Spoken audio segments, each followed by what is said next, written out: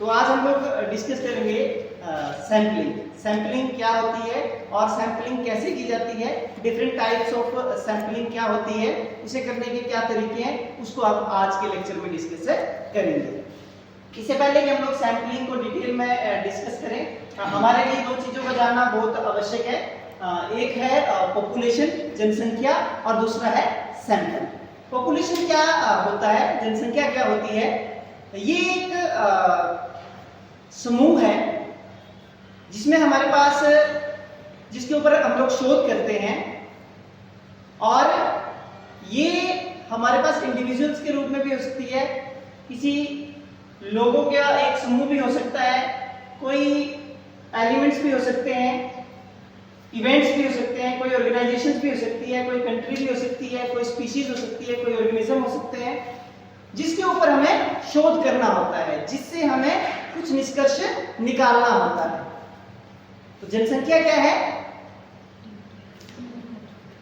Specified group होता है जिसमें लोग भी हो सकते हैं। मान लो हम लोगों ने क्लास के ऊपर रिसर्च करनी है, तो एक कक्षा के अंदर मान लो हमारे पास 200 विद्यार्थी हैं, तो हमारे पास जनसंख्या जो है वो क्या है? 200 विद्यार्थी। हमारे पास जनसंख्या क्या होगी? 200 विद्यार्थियों की हमारे पास जनसंख्या है। मान लो यदि हम लोगों ने डिस्ट्रिक्ट चंबा के ऊपर हम लोग रिसर्च कर रहे हैं, तो डिस्ट्रिक्ट चंबा में रहने वाले जितने भी लोग हैं जो हमारे रिसर्च के अंदर इंक्लूड होने वाले हैं, वो हमारी जनसंख्या है। क्लियर हो गया?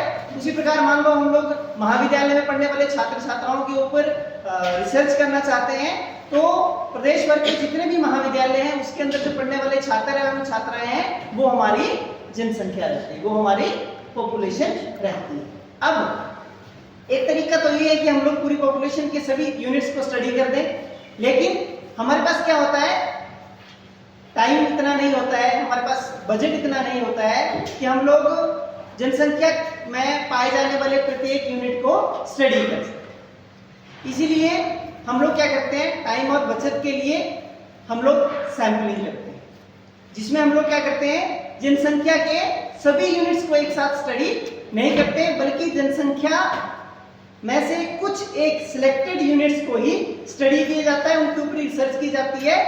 क्योंकि वो पॉपुलेशन का पार्ट होते हैं, इसीलिए उनके जो रिजल्ट्स हैं उनको फिर हम लोग पॉपुलेशन के ऊपर जनरलाइज कर देते हैं। मान लो हमारे पास 20,000 छात्र एवं छात्राएं महाविद्यालय में पढ़ रही हैं, हम लोगों ने स्टडी करना है, कोई रिसर्च करनी है उनके ऊपर, तो हम लोग 20,000 विद्यालयों महाविद्यालय में जो छात्र छात्राएं पढ़ रहे हैं, उन प्रत्येक के पास जाना और डाटा इकट्ठा करना और उनके ऊपर शोध करना, ये एक बहुत लंबा कार्य हमारे लिए हो सकता है।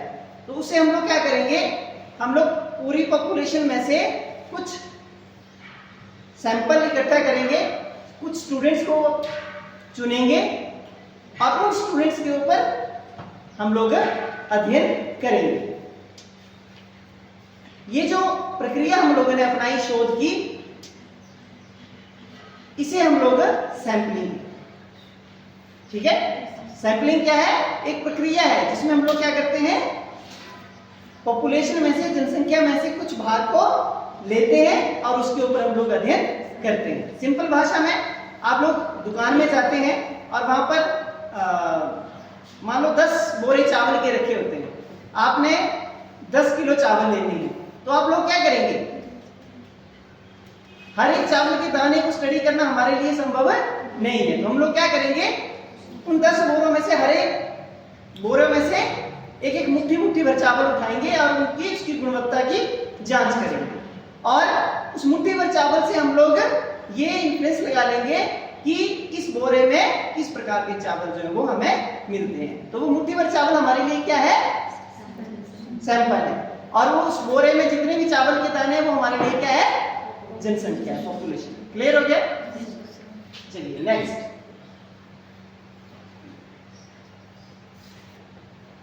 ये देखिए, इस पिक्चर से आपको क्लियर हो जाएगा, ये हमारे पास पॉपुलेशन है जिसमें हर एक डिफरेंट ग्रुप्स के जो लोग हैं वो देखने को मिल रहे हैं, और ये हमारे पास है सैंपल है जिसमें हम लोगों के पास है हर एक स्ट्रीम से एक एक व्यक्ति सैंपल के रूप में चुना गया है। तो ये जनसंख्या है हमारे पास और इससे ये ड्रॉ किया गया सैंपल है। सैंपल होता क्या है, अब देखिए, देखने को सिंपल सी बात है कि हमारे पास यहाँ पर 20 लोग हैं, पॉपुलेशन में 20 लोग हैं और हमने यहाँ से कोई भी 5 ले लिए, लेकिन क्या ये 5 जो सैंपल हैं ये पूरी जनसंख्या का प्रतिनिधित्व कर रहे हैं? और यदि ये कर रहे हैं तो ये हमारे पास एक बेस्ट सैंपल है। तो हमारे पास जो शोध के परिणाम आएंगे वो बहुत ही अच्छे परिणाम आएंगे। यदि हमारे पास जो सैंपल है वो जनसंख्या का पूर्ण प्रतिनिधित्व नहीं कर रहा है तो हमारे शोध के परिणाम जो है वो प्रभावित होते हैं। क्लियर हो गया? तो सैंपल क्या होना चाहिए? जनसंख्या का पूर्ण प्रतिनिधित्व करने वाला होना चाहिए। सैंपल को डिफाइन कैसे करेंगे हम लोग? सैंपल क्या है? True representative of population. True representative of population, जो जनसंख्या को पूर्णतः प्रतिनिधित्व करे। मतलब एक सैंपल के अंदर वो सारी विशेषताएं होनी चाहिए जो हमारी जनसंख्या के अंदर हैं। क्लियर हो गया? अब जब भी आप सैंपल लेंगे तो आपने कैसा सैंपल लेना है? एक अच्छे जो सैंपल है उसकी क्या विशेषताएं होती है? सबसे पहला है, सैंपल जो है वो रिप्रेजेंटेटिव ऑफ द पॉपुलेशन होना चाहिए, मतलब जनसंख्या का प्रतिनिधित्व करने वाला होना चाहिए। मतलब जनसंख्या की जो विशेषताएं हैं, जनसंख्या में जो लोग हैं उनकी जो विशेषताएं हैं वो हमारा जो सैंपल है उन लोगों के अंदर भी होनी चाहिए। क्लियर? दूसरा, एक्सेसिबल, मतलब सैंपल जो है वो हम लोगों ने ऐसा सेलेक्ट करना है जहां तक पहुंचा जा सके, जिसे प्राप्त किया जा सके। कई बार हम लोग ऐसा सैंपल, अगर हम लोग ऐसा सैंपल लेते हैं जो हमारे लिए एक्सेसिबल नहीं है तो फिर हमें कई बार अपने शोध की समस्या के लिए दिक्कत हो जाती है। हमारे पास कई बार कुछ ऐसे यूनिट्स होते हैं सैंपल के जो हमें या तो टाइम नहीं दे पाते हैं या उन तक पहुंच पाना ही बहुत हमारे लिए मुश्किल कार्य होता है। तो जब हम लोग सैंपल सेलेक्ट करेंगे तो हम लोगों ने उसकी एक्सेसिबिलिटी का भी ध्यान रखना है। उदाहरण के लिए मान लो आप प्रधानमंत्री को रिसर्च करते हैं तो प्रधानमंत्री कितनी बार टाइम दे पाएंगे आपको? नहीं दे पाएंगे, तो एक्सेसिबल नहीं। क्लियर? उसके बाद कॉस्ट इफेक्टिव, सैंपल को सिलेक्ट करते समय हमें यह भी ध्यान रखना चाहिए कि उस सैंपल के ऊपर कॉस्ट कितनी बैठ रही है, मतलब टाइम पॉइंट ऑफ व्यू से भी और मनी पॉइंट ऑफ व्यू से। ठीक है? उसके बाद एडिक्वेसी, मतलब जो हम लोग सैंपल ले रहे हैं वो पर्याप्त होना चाहिए। ऐसा नहीं है कि हमारे पास 20,000 की जनसंख्या है और 20,000 में से हम सिर्फ 10 लोगों के ऊपर रिसर्च कर रहे हैं और बोल देंगे कि ये ट्रू रिप्रेजेंटेटिव था और ये एडिक्वेट था। ऐसा नहीं है, वो पूर्ण प्रतिनिधित्व करने वाला होना चाहिए। ऐसा होना चाहिए जो पर्याप्त हो, एडिक्वेट हो। एक अच्छी खासी संख्या में हमें सैंपल लेना होता है, तो ये बात भी आपने ध्यान रखनी है। Obtain with minimum sampling error, हमने ऐसा सैंपल लेना है जिसमें कम से कम सैंपल एरर हो। सैंपलिंग एरर क्या होते हैं? ये कुछ त्रुटियां होती हैं जो हम लोग जब हम सैंपलिंग करते हैं तो सैंपलिंग के टाइम हम लोग कुछ त्रुटियां कर देते हैं।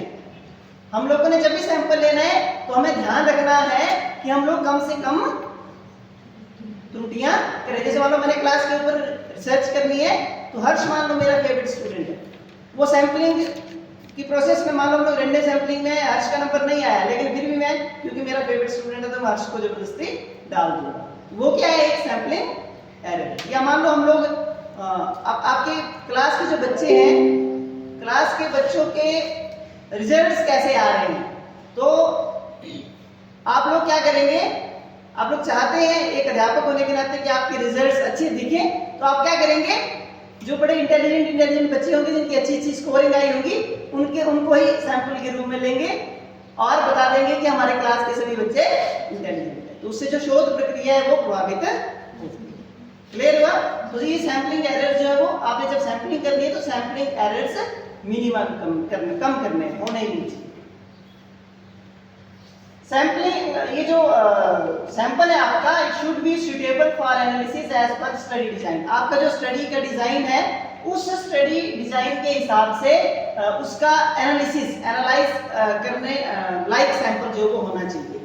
मतलब ये है कि जो समस्या आप लोगों ने ली है उस समस्या का जब विश्लेषण हम लोग करेंगे तो सैंपल ऐसा होना चाहिए जो आप चाह रहे हैं विश्लेषण करना, उस सैंपल से वो रिजल्ट्स जो वो निकलने चाहिए। क्लियर हो गया? तो ये जब आप सैंपल सेलेक्ट करेंगे तो एक अच्छे सैंपल की विशेषताएं ये होगी और इन बातों को आपने ध्यान रखना है। सैंपलिंग, अब सैंपलिंग क्या होता है? ये एक प्रक्रिया है जिसमें हम लोग क्या करते हैं, जनसंख्या में से प्रतिदर्श का चयन करते हैं। कुछ यूनिट्स को हम लोग स्टडी करने के लिए लेते हैं।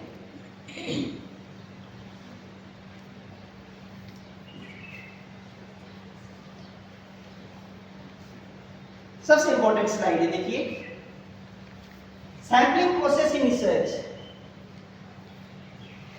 शोध में सैंपलिंग की जो प्रक्रिया होती है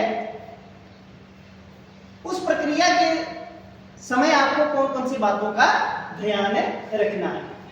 सबसे पहले क्या करेंगे आप सैंपलिंग करने के लिए? फर्स्ट एंड फॉरमोस्ट थिंग है कि आप लोगों को आइडेंटिफाई करनी है और डिफाइन करनी है टारगेट पॉपुलेशन। सबसे पहले जब आप प्रतिदर्श का चयन करने लगेंगे तो आपकी जो टारगेट पॉपुलेशन क्या है वो आपको डिफाइन करनी है। मतलब क्या है कि आपके पास जनसंख्या क्या है और कितनी है उसको आपने परिभाषित करना है। जैसे उदाहरण के लिए आप लोगों ने एक टॉपिक ऑफ रिसर्च लिया है कि आप महाविद्यालय में पढ़ने वाले छात्र एवं छात्राओं के इंटरेस्ट, प्रोफेशनल इंटरेस्ट क्या है उसको आप लोग देखेंगे। तो सबसे पहले क्या करना है? पॉपुलेशन। पॉपुलेशन क्या होगी आपकी? डिफाइन करनी पड़ेगी। वो कौन सी पॉपुलेशन है? महाविद्यालय के अंदर पढ़ने वाले छात्र एवं छात्राएं, 20,000 छात्र छात्राएं जो सभी महाविद्यालय में पढ़ रहे हैं हिमाचल प्रदेश के, वो क्या है हमारी टारगेट पॉपुलेशन, वो आपको डिफाइन करनी पड़ेगी। पहले स्टेप कर दिया डिफाइन। नेक्स्ट सेकंड में क्या करेंगे आप? Select sampling frame. Sampling frame क्या होती है? कई बार क्वेश्चन आता है ये सैंपलिंग फ्रेम क्या होती है? इसमें हम लोग क्या करते हैं? Listing the units.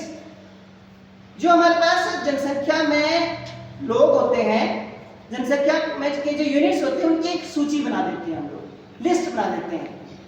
ठीक है? जैसे मान लो ये क्लास हमारी पॉपुलेशन है तो इस क्लास में हम लोग सैंपलिंग फ्रेम क्या रहेगी हमारी? हम लोग क्या करेंगे? रोल नंबर वाइज हर एक बच्चे की लिस्ट बना देंगे, शुरू से लेकर के अंत तक रोल नंबर वाइज लिस्ट जो वो बढ़ते क्रम में बना लेंगे, लिस्ट बना देंगे। उसको बोलते हैं हम लोग सैंपलिंग फ्रेम। मतलब पूरी पॉपुलेशन को एक फ्रेम के अंदर हम लोग बंद कर देंगे, सूचीबद्ध करके। ये सूचीबद्ध करना बहुत जरूरी है क्योंकि जब हम आगे सैंपलिंग की टाइप पढ़ेंगे उसमें ये काम आने वाली है। क्लियर हो गया सैंपलिंग फ्रेम क्या होती है? उसके बाद नेक्स्ट है choose sampling units, sorry specify sampling units.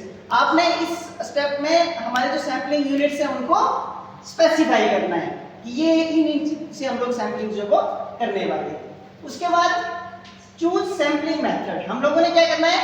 Sampling method जो है वो सिलेक्ट करना है। हम आगे जाकर के हम लोग देखेंगे हमारे पास different types of sampling techniques रहती है, मेथड्स रहते हैं, probability sampling, non probability sampling, उसके भी आगे डिफरेंट टाइप्स हैं।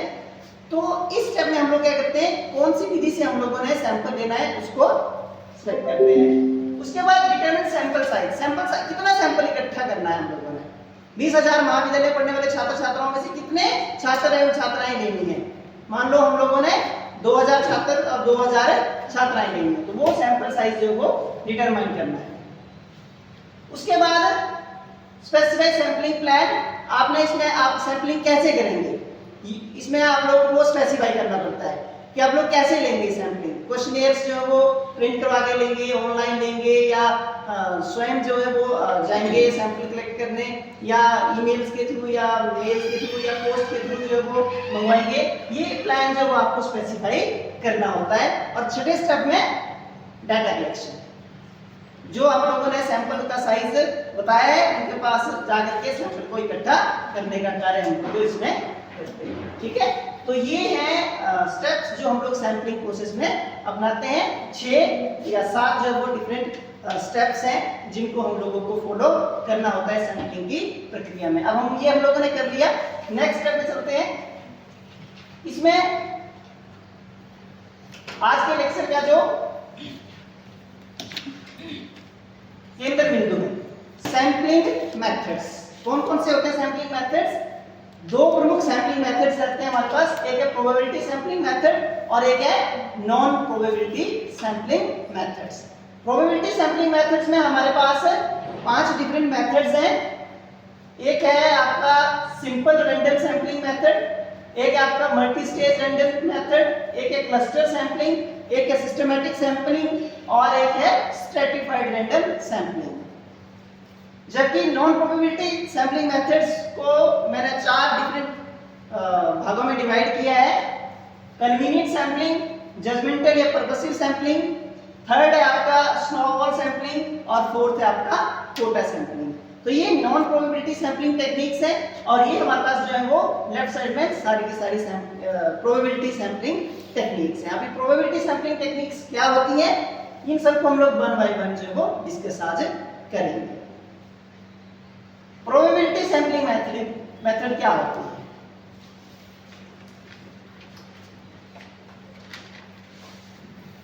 प्रोबेबिलिटी सैंपलिंग मेथड क्या होता है?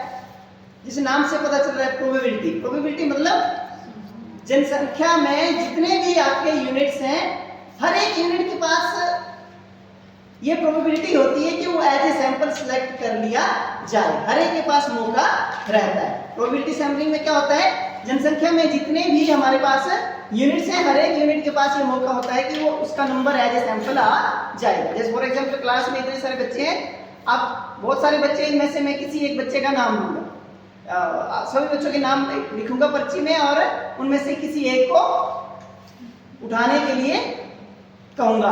तो 20 बच्चे हैं मान लो या 50 बच्चे हैं क्लास में, तो 50 में से हर एक 50 बच्चों के पास ये प्रोबेबिलिटी रहती है कि उसका नाम उस पर्ची में आ सकता है। ठीक है, तो इस प्रकार की सैंपलिंग मेथड्स को क्या बोलते हैं? Probability sampling methods. Non probability sampling methods क्या होते हैं वो हम लोग नेक्स्ट लेक्चर में पढ़ेंगे। पहले हम लोग प्रोबेबिलिटी सैंपलिंग मेथड्स के सभी मेथड्स को आज डिस्कस कर देंगे। पहला मेथड था simple random sampling methods. Simple random sampling method, इसमें क्या होता है, सिंपल रैंडम सैंपलिंग मेथड जो अभी मैंने डिस्कस किया वही होता है।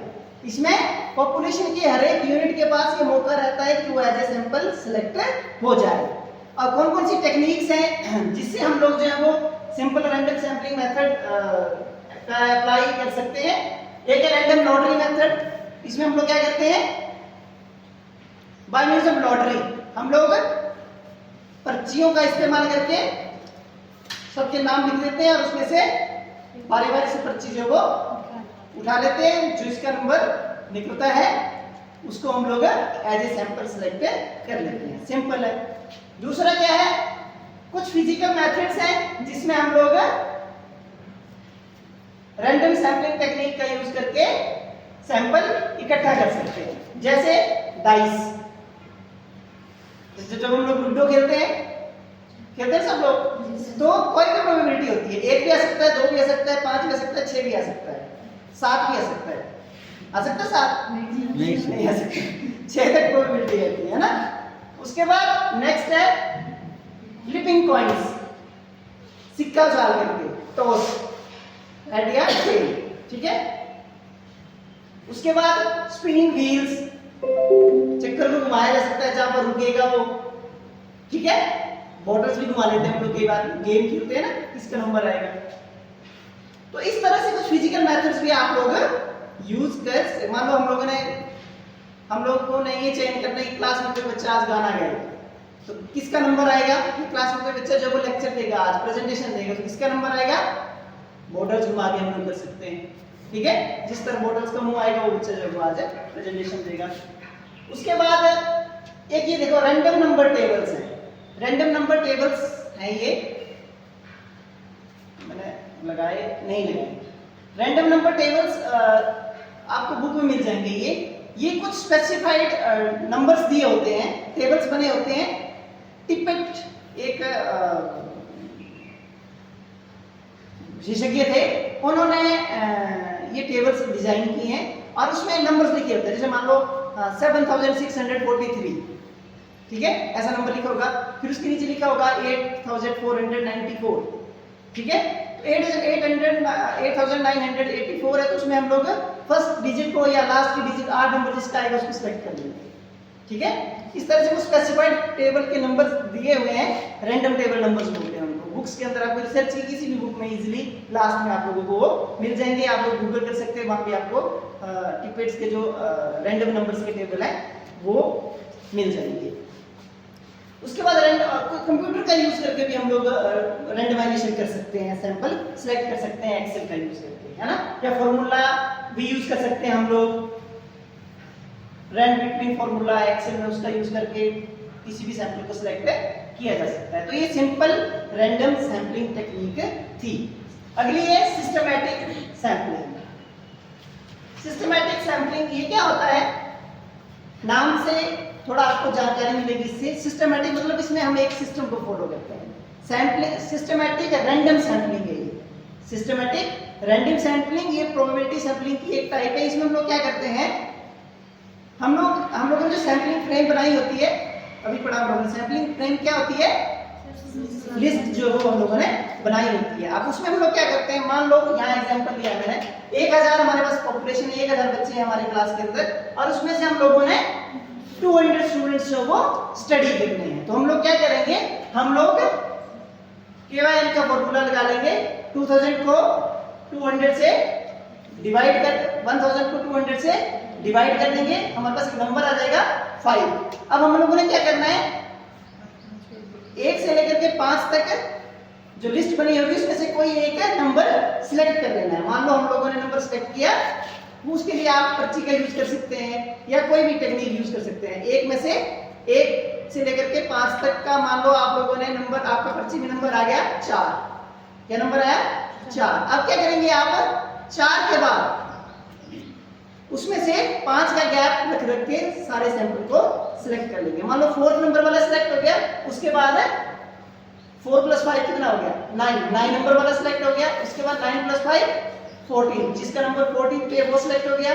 उसके बाद +5 +5 इस तरह से करते करते हमारे पास 200 सैंपल जो वो इकट्ठा हो जाएगा, ठीक है। तो ये इसको इस प्रकार की सैंपलिंग को बोलते हैं हम लोग सिस्टमैटिक सैंपलिंग। इसमें भी देखो प्रोबेबिलिटी है। अब आप लोग एक जहन में एक सवाल आ रहा होगा कि ये प्रोबेबिलिटी सैंपलिंग क्यों है, इसमें तो हम लोगों ने फिक्स कर दिया है कि हम लोगों ने 4 है, उसके बाद ऑटोमेटिकली 9 आएगा, फिर 14 आएगा, फिर 19 आएगा, है ना। लेकिन क्या है, जब हम लोग इनिशियल स्टेज पे 1 से लेकर के 5 तक हम लोगों ने जो नंबर सिलेक्ट किए उसमें प्रोबेबिलिटी थी, किसी का भी नंबर आ सकता था, उसमें 5 जुड़ते जाना, ठीक है। इसीलिए ये प्रोबेबिलिटी सैंपलिंग की एक। नेक्स्ट सैंपलिंग है stratified sampling. Stratified sampling, strata का मतलब होता है लेयर। इसमें हम लोग क्या करते हैं, जनसंख्या को हम लोग किसी आधार पर अलग अलग लेयर्स में बांट देते हैं और फिर हर एक लेयर में से रैंडम सैंपलिंग टेक्निक के द्वारा हम लोग सैंपल ले लेते हैं, ठीक है। मान लो फॉर एग्जांपल हमारी क्लास के अंदर 50 लड़के हैं, 50 लड़कियां हैं। हमारी क्लास के अंदर उन 50 लड़के और लड़कियों में से 50 बच्चे जो वो शहरों से 25 बच्चे जो वो कुछ बच्चे शहरों से आते हैं, कुछ बच्चे ग्रामीण इलाकों से आते हैं। लेकिन हमने सैंपल ऐसा लेना है, सैंपल क्या होना चाहिए, ट्रू रिप्रेजेंटेटिव पॉपुलेशन। उसमें हमें लड़के भी चाहिए, उसमें हम लोगों के उसमें गर्ल्स भी चाहिए, उसमें हम लोगों को शहर से आने वाली लड़की भी चाहिए, शहर से आने वाली लड़कियां भी चाहिए, गांव से आने वाली लड़की भी चाहिए और गांव से आने वाली लड़कियां भी चाहिए। अब जब हम लोग बिना स्ट्रैटिफाइड सैंपलिंग का यूज करेंगे तो हम ऐसा हो सकता है कि हमारे पास सभी लड़के लड़के आ जाए, प्रोबेबिलिटी है ना, लड़के बस हो सकता है वो ही आ जाए, या हो सकता है कोई लड़के आए जो शहर में रहते हैं, गांव वाले आए ना, ठीक है।